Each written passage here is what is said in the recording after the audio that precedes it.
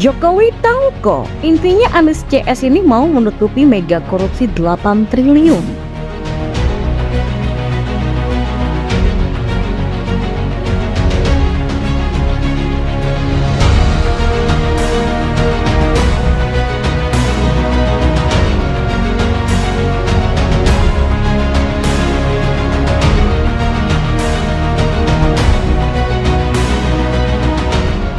Oke, bicara soal ketidakkompakan di kubu Anies terkait soal pemilihan cawapres antara Yusuf Kala yang mendukung AHY jadi cawapres dengan Surya Paloh yang mau menunggu dulu. Kemarin-kemarin nggak kompak, sekarang berubah jadi kompak. Sama-sama berisik menyerang Presiden Jokowi, rame-rame keroyokan menyerang pembangunan, menyerang kebijakan Presiden Jokowi. Seakan-akan apa yang selama ini dilakukan oleh Presiden Jokowi itu salah besar dan tidak bermanfaat untuk rakyat, gitu kan? Kita belok bentar deh.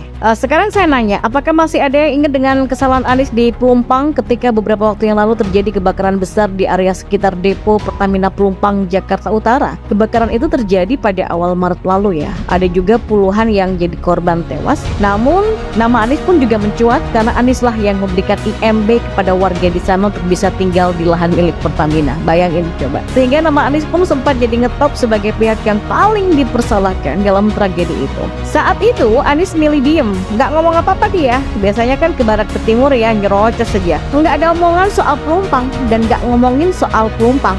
Bahkan mengucapkan turut berduka cita kepada para warga yang pernah dia pimpin pun enggak loh. Yang bersuara malah relawan Anies, jubir Anies dan Surya Paloh. Strategi diamnya ini saya kira cukup berhasil karena setelah beberapa bulan isu kesalahan Anies di Pelumpang pun mereda dan hampir hilang ya. Di sini kita melihat dijalankannya sebuah strategi untuk melindungi citra Anies sebagai capres. Isu yang mengancam kredibilitas Anies dapat diredam dengan cara Aniesnya diam. Sedangkan yang bersuara adalah pihak lain seperti jubir, relawan dan juga pihak partai yakni Nasdem. Cara ini berhasil ya. Walaupun bakal jadi rekam jejak Anies, tapi yang penting sih nama Anies nggak lagi dikaitkan dengan tragedi kebakaran Pelumpang. Kenapa berhasil? Karena kesalahan Anies itu sifatnya tidak langsung. Bukan dia yang menyebabkan kebakaran itu gitu loh. Perkara ini tentu lebih ringan ketimbang korupsi. Sekarang kita balik ke masa kini, ketika Anies dan JK kompak menyerang pembangunan jalan di era Presiden Jokowi ya tentu aja. Anies memuji SBY yang katanya sih lebih banyak bikin jalan gratis. Sementara menurut JK jalan tol hanya buat orang kaya. Para petani nggak bisa merasakan jalan bagus karena tarif tol yang mahal. Terus AHY juga kompak menyerang Presiden Jokowi dari segi penegakan hukum dan demokrasi. Soal perbandingan jalan itu pun udah jadi rame, jadi polemik loh. Para pendukung Presiden Jokowi juga ramai-ramai memberikan sanggahan. Di medsos juga ramai banget, di media-media juga ramai, juga banyak bantahan terhadap klaim Anies dan JK baik berbentuk tulisan ataupun video banyak banget. Bahkan para tokoh publik juga ikut memberikan bantahan, contohnya seperti Tuan Guru Bajang atau TGB Muhammad Zaidul Majdi yang juga menyatakan kalau Anies nggak menyebut soal jalan desa yang sudah dibangun Presiden Jokowi sampai lebih dari 300.000 km. Dan politisi PDIP Budiman Sujatmiko yang juga menyebut soal pembangunan jalan yang masif di pedesaan oleh Presiden Jokowi. Serta yang terakhir ini dari pihak Kementerian PUPR yang menyebut Anies salah baca data Badan Pusat Statistik atau BPS. Nah, saya kira kubu Anies berhasil memancing publik. Jadi untuk lebih fokus ngurusin soal perbandingan jalan ketimbang isu yang sebenarnya lebih besar dan sedang berusaha mereka tutupin atau alihkan, yakni mega korupsi 8 triliun oleh mantan Menkominfo yang juga mantan Sekjen Partai Nasdem.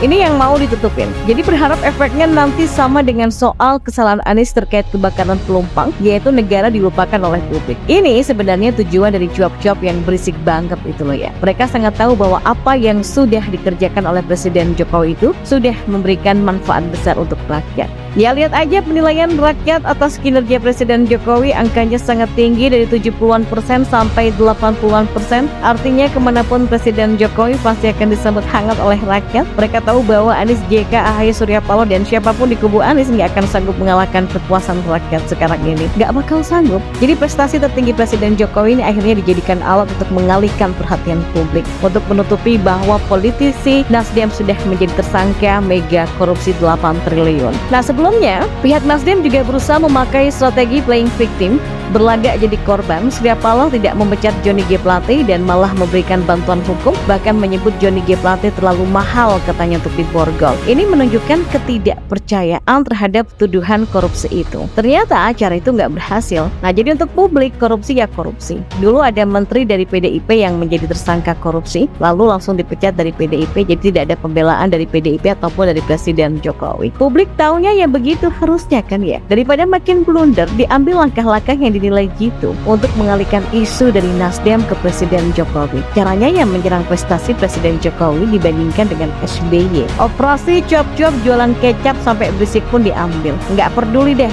kalau strategi itu bakal membuka aib sendiri. Yang penting berisik dulu, bikin rame, bikin polemik sehingga perhatian publik teralih di urusan jalan gratis. Bahkan dalam acara milad PKS yang jadi panggung untuk Anies, JK dan AHY menyerang Presiden Jokowi, Nasdem terlihat menyembunyikan diri. Surya Paloh tidak hadir waktu itu. Perwakilannya pun bicara minim aja. Agar publik tidak fokus ke Nasdem, diharapkan publik jadi fokus ke omongan Anies, JK dan AHY. Sekalian melupakan mega korupsi 8 triliun, bahkan besoknya di acara bersama para relawan, Anies kembali menyerang Presiden Jokowi dan Capres PDIP Ganjar. Anies bicara soal mafia-mafia dan menjadi hobi joggingnya Ganjar. Sekarang pengusung Anies memang punya PR besar, melepaskan atau memisahkan citra capresnya dari kasus mega korupsi 8 triliun. Padahal menurut Surya Paloh ya, menghilangkan cap politik identitas dan diri Anies aja udah berat, apalagi menghilangkan citra korupsi.